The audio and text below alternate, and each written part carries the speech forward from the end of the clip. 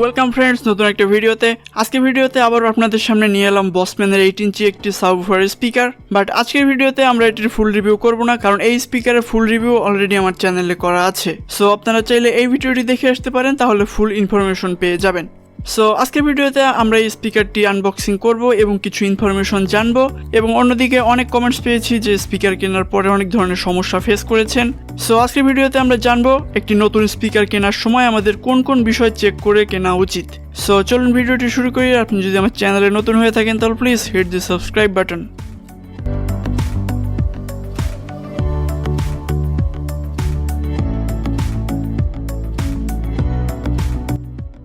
So এই হলো বসম্যানের একটি স্পিকার, যেটা বেজের জন্য একদমই পারফেক্ট, বাট ভোকাল বা মিড রেঞ্জের জন্য আসলে খুব একটা সুইটেবল না। সো এই স্পিকারটি যারা কিনবেন তারা স্পেশালি বেজের জন্য এটি ইউজ করবেন, বাট আপনারা চাইলে মিড রেঞ্জার হিসেবেও এটিকে ব্যবহার করতে পারেন, কিন্তু সেক্ষেত্রে খুব ভালো কোয়ালিটির টুইটার প্রয়োজন হবে। স্পিকারটির কোয়ালিটি সত্যিই অনেক ভালো এবং এটির ম্যাগনেটের ফোর্সও অনেক বেশি। সো এই স্পিকারটি নিয়ে বাকি কথা হবে সাউন্ড টেস্টের পরে। চলুন এবার আমরা জেনে নেই একটি নতুন স্পিকার কেনার সময় আমাদের কোন কোন বিষয় চেক করা প্রয়োজন। একটি নতুন স্পিকার কেনার সময় অবশ্যই প্রথমে বডিটি ভালোমতো চেক করবেন। বডির কোথাও কোনো স্পট বা ডেন্ট আছে কিনা, বা ফ্রেমটি কোথাও বাঁকা আছে কিনা, এটি খুব ভালো মতো চেক করে নেবেন। দেন যে বিষয়টি চেক করবেন সেটি হলো স্পিকারের গ্লু, কারণ অনেক ক্ষেত্রে দেখা যায় স্পিকারের কয়েল চেঞ্জ করে কিছু লোক আছে অন্য কয়েল দিয়ে আবার স্পিকারটিকে সেট করে নতুন স্পিকারের প্রাইসে বিক্রি করে।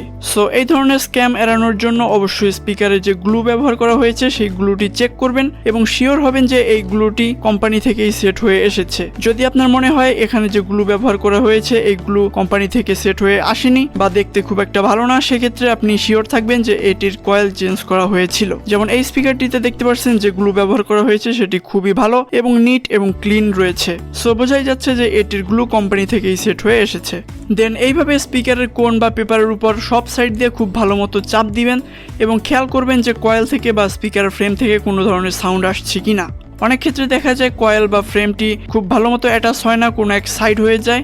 সেক্ষেত্রে যখন প্রেস করবেন তখন একটি সাউন্ড ফিল হবে এবং যদি ওই কন্ডিশনে আপনি স্পিকার প্লে করেন তাহলে খুব সহজেই আপনার স্পিকারটি নষ্ট হয়ে যাবে। সো স্পিকার কেনার আগে অবশ্যই এভাবে প্রেস করে চেক করে নেবেন যে স্পিকারটি থেকে কোনো ধরনের সাউন্ড আসছে না। দেন যে সব বা যে দোকান থেকে আপনি স্পিকারটি নেবেন সেখানে লোককে বলবেন যে স্পিকারটির ওমস একবার চেক করে দিতে। ওমস চেক করার জন্য আপনারা এরকম ধরনের যে কোনো মাল্টিমিটার ইউজ করতে পারেন। এখানে আমি আমার ডিজিটাল মাল্টিমিটার ওম সেট করে নিয়েছি এবং এখানে মিটারের জাস্ট দুইটি প্রোব স্পিকারের প্লাস মাইনাস টার্মিনালে অ্যাটাচ করব।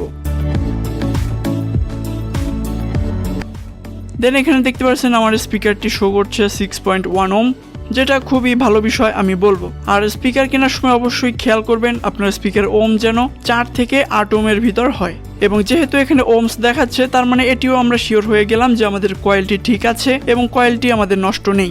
এবং একান্তই যদি আপনি এরকম ধরনের কোনো মিটার দিয়ে চেক করতে না পারেন সেক্ষেত্রে আপনি যে কোনো ছোট ব্যাটারি ইউজ করতে পারেন স্পিকারটি চেক করার জন্য। আপনি চাইলে এরকম ধরনের পেন্সিল ব্যাটারি ইউজ করতে পারেন বা আমার মতো এরকম ছোট লিথিয়াম ব্যাটারিও ইউজ করতে পারেন, বাট এখানে বড় কোনো ব্যাটারি ইউজ করবেন না। সো এই ছোট ব্যাটারি আমি ইউজ করব। এখানে দুইটি টার্মিনাল রয়েছে, প্লাস এবং মাইনাস। সো এই দুইটি তার আমি স্পিকারের কানেক্টিং টার্মিনালে সেট করে দিব এবং এখানে দেখতে পাচ্ছেন পেপারটি হালকা মুভ করছে বা একটু সাউন্ড করছে। সেক্ষেত্রে বোঝা যাচ্ছে যে আমাদের স্পিকারটি পারফেক্ট রয়েছে এবং স্পিকারটির কয়েলও ঠিক রয়েছে। সো চলুন এবার আমরা সাউন্ড টেস্ট দেখি। সাউন্ড টেস্ট করার জন্য এখানে আমি এই কার অ্যাম্প্লিফায়ারটি ইউজ করব এবং আমি ভলিউম 50% রাখবো, কারণ সব সময় আসলে ফুল ভলিউমে সাউন্ড টেস্ট করা পসিবল হয় না। সো চলুন এবার প্লে করি।